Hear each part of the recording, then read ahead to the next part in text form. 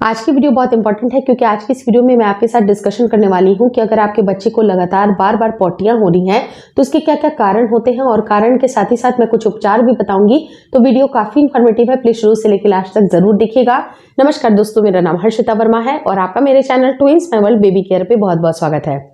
सबसे इंपॉर्टेंट चीज क्या होती है कि अगर आपका बच्चा 6 महीने से छोटा है तब आप क्या उपाय करेंगे, और 6 महीने से बड़ा है या फिर 1-2 साल का बच्चा है उस टाइम पे आप क्या उपाय कर सकते हैं। तो सबसे नंबर 1 चीज जो कि अभी इस मौसम में विंटर के सीजन में आपको देखा जा रहा है कि ठंड बहुत ज्यादा पीक पे है, यानी कि बहुत ज्यादा ठंड पड़ रही है। तो ऐसे केस में अपने बच्चे की बहुत अच्छी तरह से केयर करें जिससे उसको ठंडी हवाएं ना लगे, क्योंकि पहला रीजन जो होता है अभी इसके मौसम में कि बच्चे को अगर ठंड लग जाती है पेट पे तो उससे भी बच्चे को लूज मोशन होती है। क्योंकि जब अगर बच्चे को ठंड लगती है तो बच्चे के पेट में मरोड़ भी होता है, लूज मोशन भी होता है और पेट में दर्द भी होता है। तो ऐसे केस में जरूरी है कि बच्चे को गर्म तेल की मालिश करें। गर्म तेल कैसे बनाना है उसके लिए एक सेपरेट वीडियो है, आप चाहे तो उसकी लिंक मैं स्क्रीन पे ड्रॉप कर दूंगी, आप जरूर देख लीजिएगा। तो गर्म तेल की अच्छी तरह से मालिश करनी है, पेट पे भी बच्चे की सिकाई करनी है। आपको अच्छी तरह से जब बच्चे की पेट की सिकाई करते हैं, बच्चे को जायफल या फिर बच्चे को जो गर्म पोटली होती है उससे भी आप बच्चे की पेट की और सीने की सिकाई करते हैं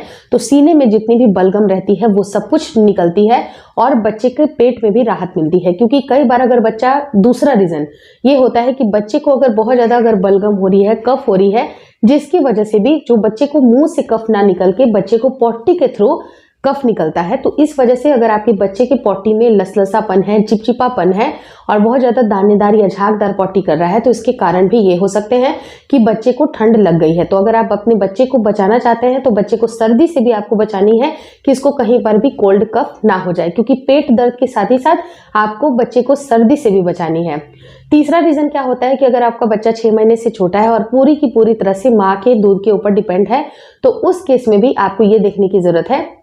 कि माँ का कैसा खान पान है। माँ सिंपल भोजन को ऑप्ट करें, बहुत ज्यादा तेल मिर्च मसालों का सेवन ना करें, जंक फूड का सेवन ना करें। जो घर में हरी पत्तेदार सब्जियां बन रही हैं उसका आप सेवन करें, लेकिन कुछ ऐसी पत्तेदार सब्जियां होती हैं जिसमें आपको गैस बहुत ज्यादा बनता है तो उनका आपको लिमिटेड यूज करना है। और अगर आप खा भी रही हैं तो उसके बाद आपको हींग का पानी या फिर अजवाइन का पानी जरूर पीना है ताकि अच्छी तरह से बच्चे के जो आप मिल्क पिला रहे हैं उसका डाइजेशन अच्छी तरह से हो जाए। क्योंकि हींग के अंदर और अजवाइन के अंदर इतनी अच्छी पावर होती है कि अगर आपका खाने का, अगर आपका इनडाइजेशन इस टाइम पे अगर आपको फील हो रही है, हालांकि विंटर के टाइम पे आपका डाइजेशन काफी हाई हो जाता है, लेकिन अगर इन केस अगर आपको गैस बन रही है किसी फूड आइटम से तो आप चाहे तो आप उसको स्किप कर दें, लेकिन अगर आप नहीं छोड़ पा रही हैं तो आप हींग का सेवन करें या फिर अजवाइन का सेवन करें, इससे बच्चे को कोई नुकसान नहीं होगा। अगर बच्चे को बार बार लगातार अगर कोलिक पेन होती है, उसको पेट में मरोड़ हो जाता है तो ऐसे केस में भी आप हींग का पेस्ट बच्चे के पेट में मल सकते हैं, वहां पर हल्की सी मालिश कर सकते हैं। नाभि पे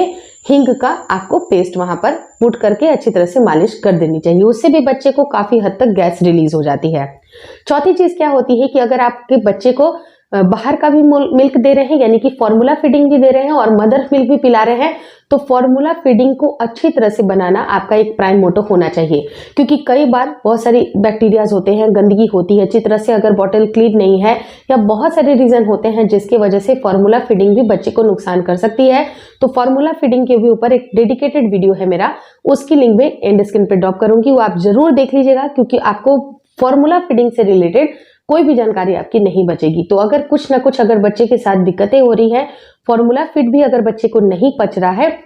उस केस में भी आपका बच्चा हरे या दानेदार झागदार पॉटी कर सकता है। लेकिन कोशिश आपको ये करनी चाहिए कि बच्चे को पूरी तरह से ड्रेसिंग सेंस भी कराइए, अच्छी तरह से ड्रेस को पहनाइएगा तो बच्चे को ठंड नहीं लगेगी। जितना वो प्रोटेक्टेड रहेगा उतना वो बहुत कंफर्टेबल रहेगा, क्योंकि जब बच्चे को सर्दी लगेगी, बच्चा अनकंफर्टेबल फील होगा, कफ होगा और उसको बार बार कफ आपके बच्चे की पॉटी में आएगा तो आपको ये बहुत ही लसलसा या चिपचिपा दिखाई दे सकता है। वहीं पर अगर मैं 6 महीने से बच्चे जो बड़े हो जाते हैं उनके लिए भी ये सारे भी प्रिकॉशन आपको देखने हैं, मतलब कि ड्रेसिंग सेंस के ऊपर काम करना है, उनके फूड आइटम को भी देखना है। और कुछ ऐसे फूड आइटम जो कि आपका बच्चा जब सॉलिड स्टार्ट करता है और आपको लगता है कि ये बच्चे को सूट नहीं करती है या उससे वो एलर्जिक है, उससे बच्चे को हार्ड पॉटी आती है या फिर लूज मोशन हो जाती है, तो उस पर्टिकुलर फूड आइटम को आपको स्किप कर देना चाहिए। तो जो 5th पॉइंट है वो है 6 महीने से बड़े बच्चे के लिए कि कोई पर्टिकुलर फूड आइटम अगर बच्चे को सूट नहीं कर रही है तो वो आपको नहीं देना है। 6th इंपॉर्टेंट चीज है कि जब भी कोई नई चीजें अगर आप इंट्रोड्यूस करेंगे वो आपको मॉर्निंग में 8-9 बजे बच्चे के लिए उसको खिलाना है, क्योंकि अगर आप शाम के वक्त खिलाते हैं और बच्चे को मान लीजिए कि बहुत ज्यादा आफरा हो गया, उसको बहुत ज्यादा तकलीफ हो रही है, तो ऐसे केस में आप हॉस्पिटल भी नहीं जा सकते हैं। तो जरूरी है कि आप 8-9 बजे ट्राई करें उसको और ऐसी चीज दे जो कि बच्चे के लिए सुपाच्य हो, क्योंकि आप खुद समझदार हैं कि बच्चे की डाइजेशन अभी इतनी इंप्रूव नहीं होती है, तो बहुत हार्ड सारी चीजें आपको नहीं देनी है। जैसे घी का भी इंट्रोडक्शन आपको 8-9 महीने के बाद ही करना है, या फिर जो फ्रूट की प्यूरी होती है वो डाइजेस्ट करने में काफी ईजी होती है, तो उनसे आप शुरुआत कर सकते हैं। या फिर बच्चे को बहुत सारे लोग काऊ मिल्क भी देते हैं, वो भी गलत करते हैं, क्योंकि वो सारे भी जो दूध होते हैं बच्चे को पचाने में डिफिकल्ट होते हैं। तो उसको जितना आप कोशिश करें कि 1 साल के बाद ही आप काऊ मिल्क स्टार्ट करें तो ज्यादा बेहतर है। होपफुली इस वीडियो में दी गई जितनी भी जानकारियां हैं वो आप अपने 2 से 3 साल के बच्चे के साथ भी इसको अप्लाई करेंगे, और जो मैंने मालिश की बात की है वो सारे बच्चों के साथ आप करिएगा। और अगर आपका बच्चा 2 से 3 साल का है, जो आप मुंह में कुछ एक्सटर्नल चीज भी दे सकते हैं, जैसे कि आप काढ़ा बना सकते हैं या अजवाइन का पानी, अदरक का पानी आप बच्चे को पिला सकती हैं। और अगर आपका बच्चा बड़ा है, बहुत सारी चीजें और भी खा सकता है, यानी कि आप बच्चे को खिचड़ी, दलिया इस तरह की चीजें दीजिएगा तो बच्चे की पॉटी आराम से रुक जाएगी। 1 से 2 दिन के अंदर बच्चे की पॉटी रुक जाएगी। लेकिन अगर इन केस अगर बच्चे की पॉटी नहीं रुक रही है तो अपने पेडियाट्रिशियन से मिलना बिल्कुल ना भूलें। Thank you so much for watching twins my world baby care.